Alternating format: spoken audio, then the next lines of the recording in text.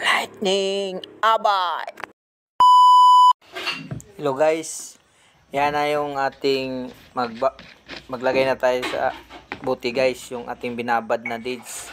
Isalin natin doon sa dalawang buti. Yan, sinasala natin guys para walang mga paan guys, yung himulmul o mga paan. Yan, i-prepare natin para kinabukasan guys yung ating kuan. Nilipat muna natin diyan sa dalawang buti.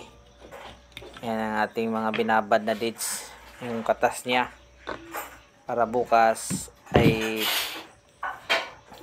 prepare natin at bibili tayo ng lambanog. Ihalo natin diyan guys ang katas ng dates. Yan, you know, yan, hati ko sa dalawang buti guys yung katas ng date.